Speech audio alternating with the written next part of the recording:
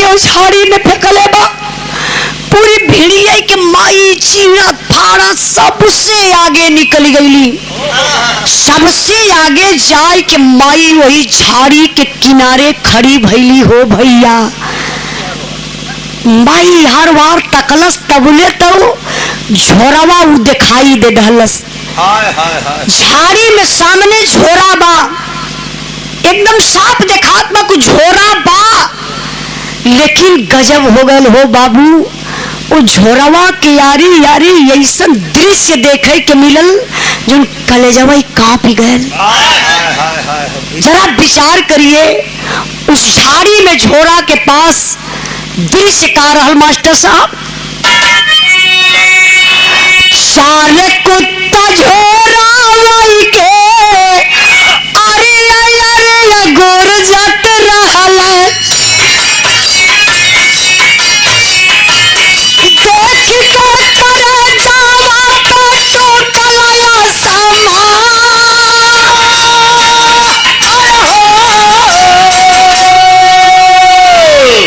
ए बाबू, माई वही झड़िया के किनारे खड़ी है। देखती झोरवा बा, चार गो कुत्ता बड़े बड़े आपस में गुरजत हुए, वही झोरवा के खींचा तानी करत हुआ बाबू। तबले तो माई का कलेजवा फाट गल। माई खड़े खड़े हिल गई, कलश आज इंसान इंसान का ना भयल। हमरे बचवा के पपनिया लिया के झड़िया में फेंकल सही। चार गो कुत्ता हमरे लाल के नोच नोच खाए गई। लाल के अपने हड़ो मांस ना पौली देखे बदे, लेकिन माई करत कबा हो बाबू। झोरवा के पास गई लड़का का मतरिया बाबू। झोरवा नजरत रहल सगना हो नादा।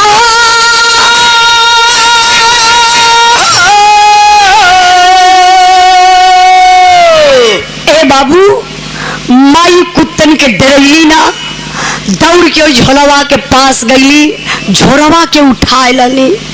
अब माई देखत ही तो झोरवा में चूंटी चूंटा मिट्टी, मतलब एकदम दृश्य झोला का खराब बा। कुत्ता वो नोच नौले झोरा के। तबले सोहन पहुंचले, लगले रोवे। कहे गीता बर्दाश्त नहीं हो रहा रे गीता, तकलीफ मेरी बढ़ रही है गीता। अपने नसीब का बचवा नहीं था, अगर अपने नसीब का होता तो झाड़ी में नहीं तुम्हारे गोद में किलकारी मारता। रख दे गीता, इस छोरा को जमीन पर रख दे। लेकिन बाबू, माई का ममता मानत ना बा। कहा जला औलाद का गम फौलाद को पानी बना देता है। माई और झोरवा के खोरे लगनी हो भैया। देखा थी तो सही में वो पपिनिया प्लास्टिक में बचवा के लपेटले बा। और जब माई प्लास्टिकिया से निकली है बाबू, तो बचवा जियत मिलल।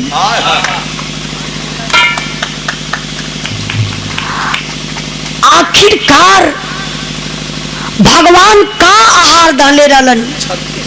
36 घंटा के बाद वो बच्चा जिंदा मिला। अभी आपके जौनपुर में कहीं एगो लड़की मिलल रहा ना चाचा, मीडिया वाले दिखावत रहल, हम देखले रही घूरे में लड़की के कोई बोला ना अवैध संबंध कोई से कोई बना ले और कुआरे में बच्चा पैदा कर दे, सब भी गलत बा। लेकिन मालिक का मर्जी बा, गलती पे गलती हो गई। ये कहीं घोरे में लिया के फेंकले रहल, बेचारी जे पौलस ओकरे घरे बिटिया ना रहल, बड़ी खुश भई ले जाके। यही कहीं का बात मेरे याद ना हुआ था कौन गांव बाप के। अच्छा यही बगलिए में। अब देखी 36 घंटा के बाद बच्चा जिंदा मिला। हम अपने गुरुजी से माननीय प्यारे लाल कबीर जी से सवाल एक बार कर ले रही, गुरुजी ऐसे कैसे हो सकला। गुरुजी कहला बेटा जब भी बिरहा गाना तो समाज में इस बात को जरूर बताना, जो भाई बराबर न्यूज देखते होंगे उनको पता होगा कि गुजरात के भूकंप में 26 दिन के बाद मलबे से निकाली हुई लाश जो मीडिया वाले दिखा रहे थे माई का पूरी शरीर सड़ गई रहल। एक सोनू नाम का लड़की अपने माई को स्तन पियत मिलल रहल। बताइए भगवान का आहार दल रहलन। आज भी कहीं न कहीं धरती पर सच्चाई कुछ बा। अगर सच्चाई ना रहत तो बच्चा जिंदा ना रहत। सारे लोग इकट्ठा हैं, जैसे आप लोग जुटल हुआ इससे भीड़ बा। सोहन अपने बड़के भाई मोहन के पैरवा पर जाए के गिर गईलन, रोवा लगल, कहले का भैया अगर ये भौजी को मना कैले हो तो कहा ले तू बर्दाश्त करता। भैया 1 मिनट और बैठ जा, 1 मिनट बस खत्म हो। भौजी कैले हो दूसरे का घर कराल भौजी तो कहल जात कि दूसरे माई बाप करहल, लेकिन भैया तू अपन एक खून पानी के भाई होके इतनी बड़ी गलती कैला सिर्फ पैसा धन रुपया के चक्कर में। ए भैया सुना तो के हम संतोष दे देला, सारी प्रॉपर्टी लेला, हमारी भी हिस्सा लेला। देखा फौजी जवान का सोच, कल 1 इंच हमके ना चाहिए। और सुना भैया बड़ भाई हुआ, किसानी कैला जिंदगी भर, वादा करत थैला जितना कुछ भी सपरी सर्विस से आधा पैसा भी भेजवावत रहा, लेकिन पूरी पब्लिक के सामने एक कसम जरूर खाई भैया जा थैला अपने बीबी बच्चा के लेके अपने ड्यूटी पर, कब हो वापस से परिवार में अपन चेहरा दिखावा ना आई। अगर आज अब गलती से भैया ना तो तोहके डर हो जाई कि भाई आएगा आधा हिस्सा बटवा ले। इतने कही के बाबू सोहन कदम आगे बढ़ावत हूँ अपने बीबी बच्चा के लेके। 4-6 कदम आगे गईले, बगल में दरोगा साहब बैठल रहन, आवाज लगौलन, अरे सोहन, ए सोहन कहाँ जा रहे हो? कहना साहब मैं जा रहा हूँ ड्यूटी पर, अब कभी वापस इस परिवार में नहीं आऊंगा साहब, बहुत दर्द हो रहा है, भाई होकर के ऐसा कर दिए, मैं नहीं आऊंगा साहब। दरोगा साहब कहना रुको मेरी बात सुनो, आओ मेरी गाड़ी में बैठ जाओ, चलो बस स्टैंड तक मैं छोड़ देता हूँ, कैसे जाओगे पैदल? कहला ये साहब जौने भैया से कबो ऊंची आवाज में बात ना कैली, भौजी का जवाब ना दली, आज भैया भौजी के हथकड़ी लगल बा। जौने गाड़ी में भैया भौजी के हथकड़ी लग के जाई तो उन्हें गाड़ी में कौन मुंह लेके जाई? हो साहब आप जा, हम पैदल चल जाई। दरोगा साहब गाड़ी स्टार्ट कैलन, मोहन के औरत के और शीला नर्स के हाथ में हथकड़ी लगौले, ले जात हुआ जेल में बंद करे बदे। ऐसे जनता जुटल बा, सबकर निगाह कहाँ बा? सोहन के तरफ जात बा सोहन। सब एकदम गमगीन हो गए, कितना लोग तो रोवे लगलन, कहना जात बा सोहन, देखा भाई के चलते जात बा, अब कबो ना आई सोहन, कबो ना देखे के मिली। लोग रोते हुए बतियौते हुए ये बाबू, तब ले वही पब्लिक में से एक ठे ऐसन आवाज आई जो करे जबई के चीरी हलस। अच्छा वो आवाज के कर रहल, कैसन रहल? ई बिरहा का आखिरी लाइन बा मास्टर साहब, अरे तब तीनों लड़कन का खोला बा मुहाना, चाचा छोड़ी के भतीजा भड़क के जाला कहवा।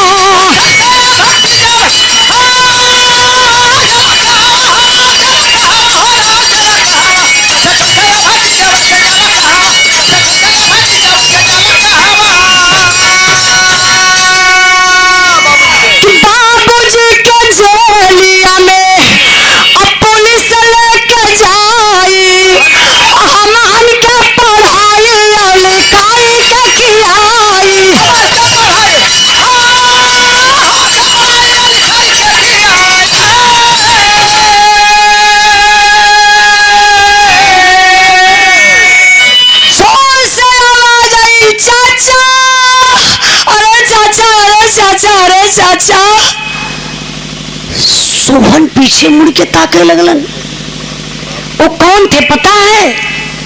मोहन का तीनों लड़का। चाचा चाचा करत हुआ। सोहन उलट के तकले तब तीनों लड़का हाथ मीजे लगल, कहले चाचा जात हुआ। मम्मी पापा गलती कैले, मम्मी पापा के पुलिस ले गई, उस सजा हमान के दत हुआ। चाचा आप के चलते परिवार चलत रहल, आज तक हमान का पढ़ाई लिखाई तोरे चलते चलल। चाचा हमान के मत छोड़ा, साथे ले ले चला। चाचा कोई दूसर भाई रहत ना तो डांट के दो तमाचा मार के भगा दे, लेकिन सोहन का कदमों में रुक गल, आगे बढ़ते न बा। अपने पत्नी गीता के चेहरा पर ताके लगल सोहन फौजी जवान। कहले गीता देख रही है ना, देख। फौजी जवान की आंख से आंसू आने लगा। कहले देख गीता देख, देख ये अपना खून बोल रहा है। मैं तुमसे पहले बोला था ना, भैया का तीनों लड़का यापन हुआ, यापन समझ ले रहा, भैया पे कामे आई है। देख रे पगली देख, बर्दाश्त नहीं हो पा रहा। अब समझ ले गीता, तुम्हारे पास एक बेटा नहीं, तुम्हारे पास 4 बेटा हो गए। फौजी जवान मोहन के तीनों लड़कन के लहल, अपने लड़का के लहल, चारों लड़कन के लई के बाबू पहुंचना जहाँ ड्यूटी करत रहल वहाँ। अब चारों लड़कन के पढ़ौने लिखौने, चारों लड़का जब सयान भइलन तो स्वयं सोहन चरहुन का शादी कैले। आ शादी के बाद नंबर आगल बंटवारा कर, जौन घर घर का लीला बाहर घर में बंटवारा होला। नंबर आयल बंटवारा का तो 20 बीघा खेत रहल। अब सोहन के 10 बीघा अकेल बा, 10 बीघा मोहन का अकेल बा, 10 बीघा सोहन का लड़का अकेल नहीं, और 10 बीघा में से मोहन का 3 गो लड़का लिए। इन नियम से बंटवारा हुई तब। लेकिन बारे फौजी जवान सोहन का सोच, मैं सलाम करती हूँ ऐसे सोच के लोगों को। 5-5 बीघा वो चारों लड़कन के नाये कैलन, बराबरी का हिस्सा लगौलन। बंटवारा होकर के चाहिए, रुपया पैसा का बंटवारा करा, धन दौलत का बंटवारा करा, लेकिन आप लोगों से हाथ जोड़ के निवेदन बाकी आप लोग मोहब्बत का बंटवारा मत करा। भाई और मालिक भाई काहे बदे देले? नेताजी एक भाई भाई भाई भगवान काहे देले कि भाई भाई का दुख बांटी, भाई भाई का मदद करी। ये मल्ले भगवान भाई ना देले कि भाई भाई का गर्दन काटी, भाई भाई का हिस्सा हड़पी, ये मल्ले थोड़ी ना देले। अरे खेती तुहार यही रह जाई, गाड़ी घोड़ा यही रह जाई, महल यही रह जाई, कुछ साथे जाई ना जाई का। ये तोहर कर्तव्य कमाई बढ़िया कैले रहबा। श्मशान घटवा पर लोग जब जइबा जले बदे ना, वारियल लसिया फुकात रही, आरिया सुरती लोग रगड़त रही हैं। अच्छा कर्म कैले हुआ तो कहिया रे वाह, बेचारा गांव को बहुत अच्छा आदमी रहल, कबो केहू के रेरी ना परलस, मर गल मरे के वही ना चाहत रहल, जियत रहलो तो गांव का और विकास भइलो। अब कुछ ऐसा दरिद्र होला है समाज के जो मुअले के बाद भी गाड़ी सुनल है। वार लाश जरत बा यार, कहीं अरे सरवा जरतो ना जल्दी जाके दारू पिए शुरू कर दे। गांव में तो हंगामा मचौल ही रहला, देखा यहू इंतजार करावत। देखा इहे साथे जाला कर्तव्य कमाई, जैसन बोइबा वैसन कटबा। ए लिए बिरहा के सुनने वाले भैया एक बात और आप लोगों से कहा, गौरिया तो बहुत कुछ बड़ाई करल है कि हम ही सब कुछ हिला, लेकिन हम बतावत बानी ये बात के आप लोग मेमोरी में गठी अपने सेव कर लिया कि भाई का हिस्सा, अपने भाई का हिस्सा हड़प के अपने बेटवा के कभो मत बनैया।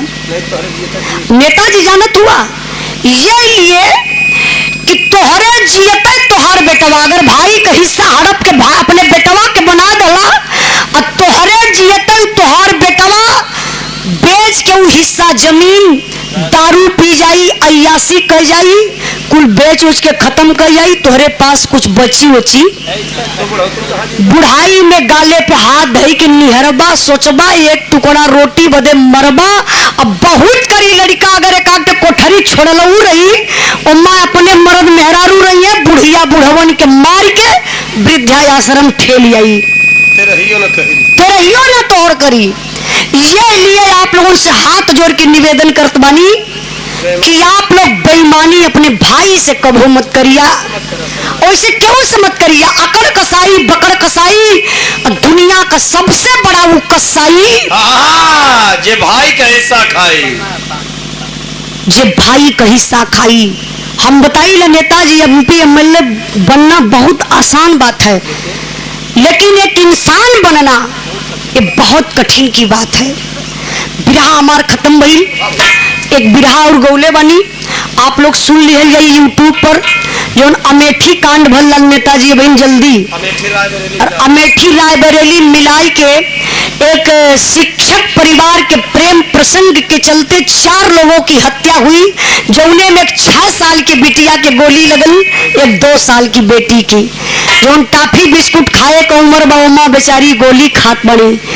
ये लिए वो बिरहा के सुनल जाई, वो बिरहा में भी आखिरी में आप लोगों के मैसेज दले बनी हमारे चैनल पर बा, उजाला यादव ऑफिशियल पर। बहुत बहुत धन्यवाद। आखिरी लाइन बा कहना बा,